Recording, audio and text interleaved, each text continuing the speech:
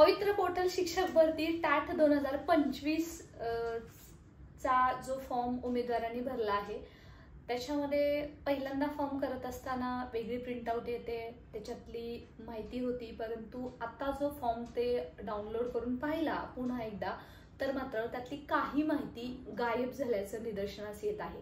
तर त्या संदर्भात उमेदवारांनी काय करायचं आहे, शालेय शिक्षण विभागाशी मी संपर्क साधला आहे, त्यांनी याच्या संदर्भात काही उत्तर दिलेलं आहे ते आपण या व्हिडिओमध्ये पाहूया। तर तुम्ही पॅनिक होऊ नका की कोणती तुमची चूक नाही आणि अननेसेसरी जी कंप्लेंटची लिंक आहे या व्हिडिओच्या डिस्क्रिप्शन बॉक्समध्ये सुद्धा आहे, परंतु या गोष्टीसाठी कंप्लेंट करण्याच्या नादी लागू नका। कंप्लेंट कशासाठी तुम्ही करायची आहे, कोणत्या सर्कमस्टन्सेस मध्ये करायची आहे, त्याचे रूल्स नियम अटी वेगळे आहेत आणि सध्या अजून फॉर्म भरण्यासाठी 10 मे ऐवजी 14 मे ही मुदतवाढ मिळालेली आहे। त्यामुळे अजून कोणतीच गोष्ट म्हणजे खूप अशी एक्स्ट्रीम काहीच झालेलं नाहीये, त्यामुळे लगेच पॅनिक होऊ नका। शालेय शिक्षण विभागाने या संदर्भात काय म्हटलेलं आहे ते मी तुम्हाला सांगते आणि व्हिडिओच्या शेवटी मात्र नक्की exactly what you need to do now, so definitely stay connected.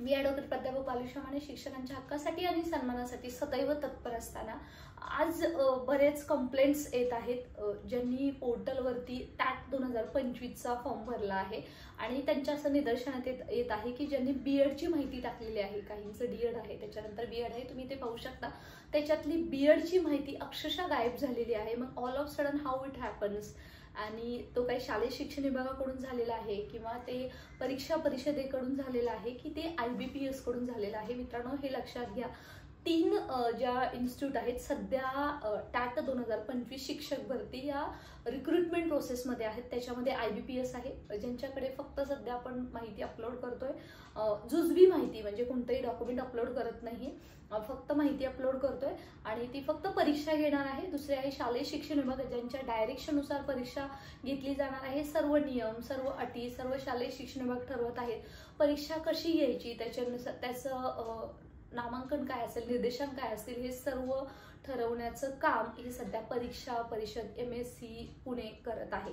तर मित्रांनो ह्या सर्वांच्या बाबतीमध्ये जेव्हा या कंप्लेंट्स येत आहेत तेव्हा तुमच्या मनामध्येही प्रश्न आहे आणि हरिडली सोशल मीडियावरती सगळीकडे असं व्हायरल झालेलं आहे की फटाफट कंप्लेंट करा। सध्या तुम्ही पाहताय की MScच्या महाराष्ट्र परीक्षा परिषदेच्या वेबसाईटवरती लिंक सुद्धा उपलब्ध झालेली आहे। मग त्याच्यामध्ये जर ज्यांची माहिती दिसत नसेल तर त्यांनी इथे जाऊन कंप्लेंट करा, स्टेटस वगैरे बघा, ऑल दॅट स्टफ। हे सगळं जरी सोशल मीडियाच्या थ्रू खूप रूमर्स पसरत आहेत आणि या संदर्भात जेव्हा शालेय शिक्षण विभागाशी मी संपर्क साधलेला आहे तेव्हा त्यांनी सांगितलं की सध्या हा जो टेक्निकल इश्यू आहे तो IBPS कडून झालेला आहे, त्याच्यामध्ये कोणाचं म्हणजे शिक्षण विभाग असेल परीक्षा परिषद असेल त्यांचा कोणताही याच्यामध्ये रोल नाहीये आणि याच्यावरती शालेय शिक्षण विभागाने जे काही सांगितलेलं आहे की सध्या टेक्निकल इश्यू आहे, त्यामुळे जरी आता तुमची माहिती तिथं दिसत नसली तरी सुद्धा त्याच्यावरती रेक्टिफाय करण्याचं काम लवकरच केलं जाईल। तर आय रिक्वेस्ट एव्हरीवन, सध्या लगेच कंप्लेंटच्या घाईमध्ये पडू नका। कंप्लेंट कधी करायची, जेव्हा खूप मेजर इश्यू आहे। आता हा काही खूप मायनर इश्यू नाहीये, आय डू अंडरस्टँड, परंतु सोशल मीडियाच्या आपण इतके आहारी जातोय की कोणी काही म्हटलं की आपण तसंच करायला लागतोय। तुम्ही जर माहिती टाकलेली आहे, तुम्ही कन्फर्म आहात, तर तुम्ही फर्स्ट गोष्ट की you don't worry about it all that stuff. The second thing, खरंच माहिती दिसत नाहीये मॅडम, मग आम्ही टेन्शन घ्यायचं नाही का, आमचे बीएडचे मार्क हे धरले जाणार नाहीत का? तर मित्रांनो हे लक्षात घ्या, सध्या IBPS फक्त परीक्षा घेत आहे। तुम्ही डीएड टाकताय, तुम्ही बीएड टाकताय, तुम्ही MEd टाकताय, तुम्ही जे काय अजून वेगवेगळ्या परीक्षांचे तुम्ही जे मार्क्स टाकत आहात ते फक्त ते मार्क्स तुम्ही टाकत आहात, कोणतेही तुम्ही डॉक्युमेंट जोडत नाही आहात। आणि तुमच्या माहितीसाठी दुसऱ्या टॅट 2022 मध्ये teacher intelligence and aptitude test याच्यामध्ये सुद्धा जेव्हा ही IBPSच्या वेबसाईटवरती आपण माहिती भरत असतो ती ॲज इट इज इन्फॉर्मेशन आपल्याला भरायची असते पवित्र पोर्टलच्या वेबसाईटवरती, महाराष्ट्र टीचर्स रिक्रुटमेंट .org याच्यावरती आपल्याला भरावी लागते। आणि ती भरत असताना जर तुमच्या IBPSच्या वेबसाईटवरती फॉर्म भरताना काही चुका झाल्या असतील तर तुम्हाला इतर रेक्टिफाय करता येतात, एक्सेप्ट जे तुम्ही आरक्षण आहे ते तुम्हाला बदलता येत नाही। त्याचबरोबर क्वालिफिकेशन असेल शैक्षणिक आणि व्यावसायिक ते तुम्हाला बदलता येत नाही. मग तुम्ही म्हणाल की मॅडम मग आत्ता सध्या हे आहे, इन बिटवीन जर तुमच्या नावामध्ये काही चूक झाली असेल, जर अजून बाकीच्या काही झालं असेल तर मात्र तुम्हाला त्याच्यामध्ये बदल करता येतो. समांतर आरक्षणचे काही सर्टिफिकेट्स असतात, आपण पाहतो की त्यावेळेस होतं नसतं. व्यावसायिक पात्रता, शैक्षणिक पात्रता, त्याचबरोबर जे रिझर्व्ह कॅटेगरी आणि त्याचबरोबर समांतर आरक्षणाचा लाभ, या 4 गोष्टी तिथे बदलता येत नाही. जेव्हा IBPSचा जो आपण आहे ॲज इट इज माहिती आहे ती जेव्हा आपण पोर्टलला टाकणार आहोत, जेव्हा तुमची परीक्षा होणार आहे आणि पोर्टलवरती 2025 साठी एक टॅब उपलब्ध झालेला तुम्हाला दिसेल, तेव्हा तुम्हाला ही सर्व माहिती टाकून सर्टिफाय करायची आहे. आता जो तुमचा जो प्रश्न आहे की मॅडम माझे मार्क्स चुकलेले आहेत, पर्सेंटेज चुकलेले आहेत, TET एस केलेला आहे, नो केलेला आहे, ऑल दॅट स्टफ, ते तुम्हाला तिथं करता येईल. परंतु व्यावसायिक पात्रता सध्या जो BEd बाबतचा इश्यू आहे तो खूप मोठा कन्सर्न जरी असला तरी तो कोणताही आपल्याकडून ती कोणतीही चूक झालेली नाहीये, ती IBPS कडून झालेली आहे.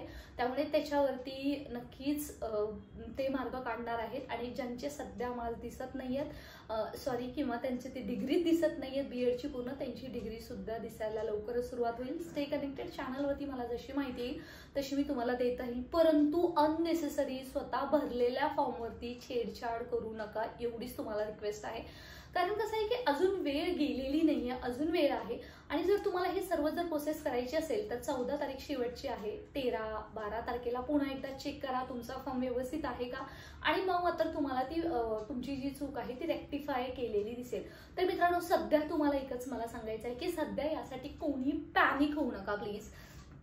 आणि म्हणजे कोणीतरी सांगते म्हणून लगेच कंप्लेंटच्या नादी पडू नका. ही कंप्लेंट ठीक आहे तुम्ही केली पाहिजे, तुमची माहिती दिसत नाही हा जरी तुमचा राईट असला तरी तो टेक्निकल इश्यू आहे. कोणाचीच BEdची डिग्री दिसत नाहीये, जशी तुमची दिसत नाही तशी कोणाचीच दिसत नाही, असं नाही की एकाच व्यक्तीची दिसत नाहीये. So definitely they are going to rectify on it. आणि तरी सुद्धा जर एखाद्याला वाटत असेल की मी कंप्लेंट करतो कारण माझा फॉर्म भरून झालेला आहे, तर मात्र ते करू शकतात, because it's up to you.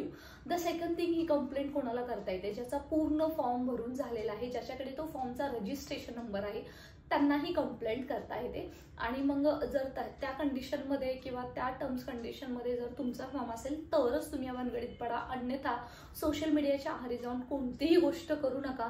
Just wait for 2 days, it is going to be rectified very soon. आणि apart from this, any question do you have, ask me in comment section in below.